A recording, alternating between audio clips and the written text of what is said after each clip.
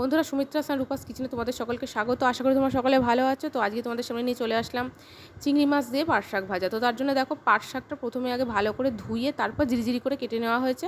আর চিংড়ি মাছও দেখো ধুয়ে বেছে রাখা আছে। তোমরা যে পরিমাণ যদি চিংড়ি মাছ একটু বেশি দিতে চাও বেশিও দিতে পারো। তো প্রথমে দেখো মা নিয়ে নিয়েছে, কড়াইতে পরিমাণ মতো তেল দিয়ে দিয়েছে। আর দেখো যে দুটো কাঁচা লঙ্কা দেখছো, এটাও চিড়ে শাকের মধ্যে দেওয়া আছে।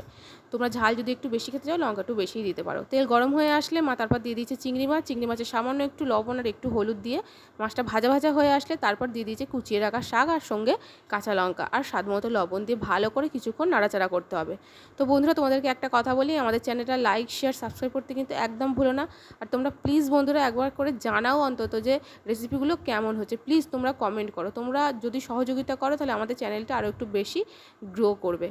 তো দেখো এবার শাকের মধ্যে একটু জল, অল্প একটু জল দিয়ে চাপা দিয়ে লো ফ্লেমে কিছুক্ষণ বসিয়ে রেখেছিল যাতে একটু খুব ভালোভাবে সিদ্ধ হয়। তারপর দিয়ে দিয়েছি অল্প একটু চিনি দিয়ে কিছুক্ষণ নাড়াচাড়া করার পর যখন একটু ভাজা ভাজা হয়ে গেছে, মানে জলটা পুরো শুকিয়ে গেছে, তাহলেই মানে ভেজে জল শুকিয়ে একদম ভাজা ভাজা করে নামিয়ে নিলেই কিন্তু রেডি হয়ে যাবে চিংড়ি মাছ দিয়ে পাট শাক ভাজা। গরম গরম ভাতে দারুণ লাগে। আর আমার পাট শাক তো খুবই প্রিয়।